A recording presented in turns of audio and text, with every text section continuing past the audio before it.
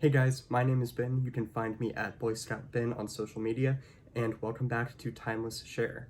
Real fast, I want to apologize if there's any thunder or lightning, or, I'm sure you can hear the rain. Right now it's pouring where I live, so hopefully that doesn't interfere too much.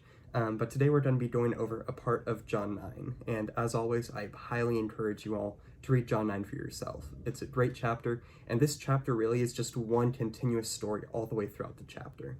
So we're going to examine verses 24 through 41 today, but read the entire thing so that you actually know everything that happens in this chapter. Because it is just one story that takes place throughout the entire chapter, I'll try to tell you in a very condensed version what happens prior to verse 24. Basically, Jesus and his disciples are walking along, and they see this man who was born blind.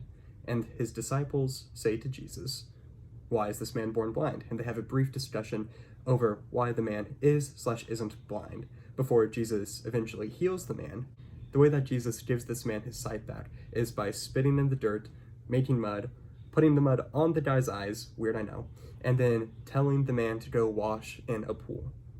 The man does this, receives his sight, he can see now, he's walking around perfectly fine, and the neighbors, people who had known that this man had been blind since birth, are questioning whether this is the same guy, because now he's walking around like he can see, because he can. And the man is saying that he is the same, he was blind since birth, but this man came, spat on the ground, made mud, put it on his eyes, told him to wash it off, and then he could see again.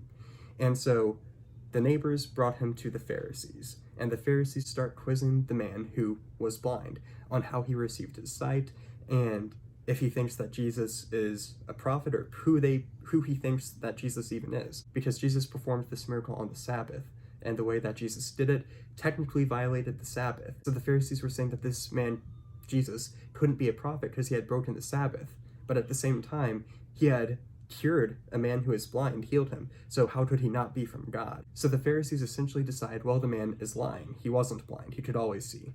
And so they go and get the man's parents, and they asked the man's parents, "Was your son born blind? How did he receive his sight?"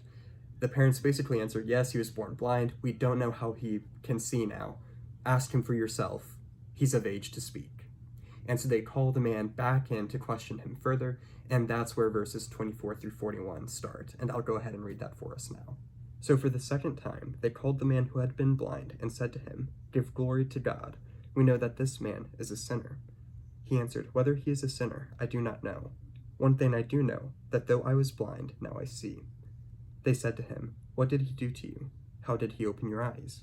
He answered them, 'I have told you already, and you would not listen. Why do you want to hear it again? Do you also want to become his disciples?' And they reviled him, saying, 'You are his disciple, but we are disciples of Moses. We know that God has spoken to Moses, but as for this man, we do not know where he comes from.' The man answered, 'Why, this is an amazing thing. You do not know where he comes from, and yet he opened my eyes. We know that God does not listen to sinners, but if anyone is a worshiper of God and does his will, God listens to him. Never since the world began has been heard that anyone opened the eyes of a man born blind.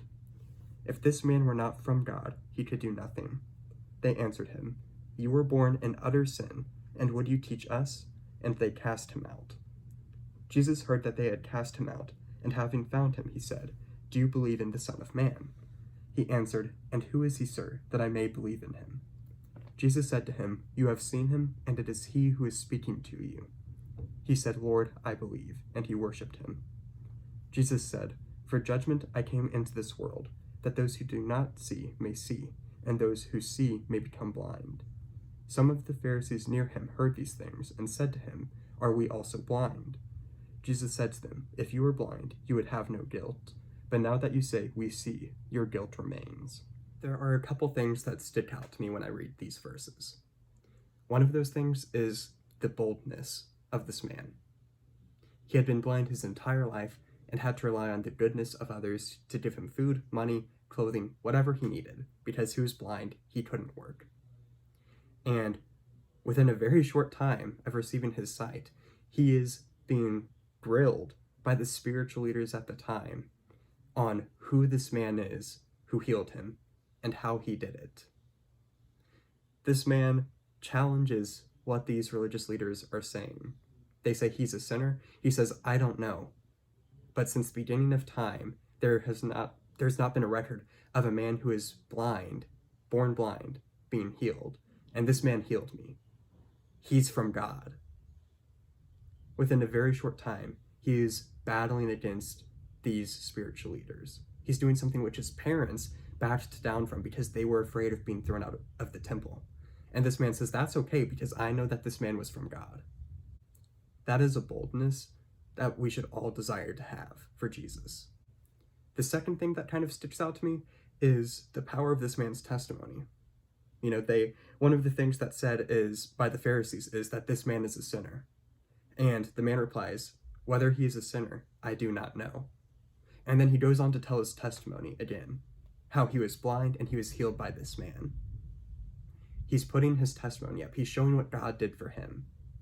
And really, that's a great tool that we can use to spread Jesus to others. You know, it's good to have, and I think we should have reasons why we believe in God. But our testimony, what God has done in our life, is a powerful tool. We may not have a testimony like this man where we were physically blind and then made well, but we all have a testimony where God, Jesus, has done something spectacular and amazing in our lives. Because he has. He's saved us. He's brought us from the footholds of destruction into his arms. And that's something that we should be willing to share and want to share with other people to glorify God. Thank you guys for watching this video. And speaking of salvation, check out the Plan of Salvation video and come back on tomorrow. There'll be a new video. See you guys.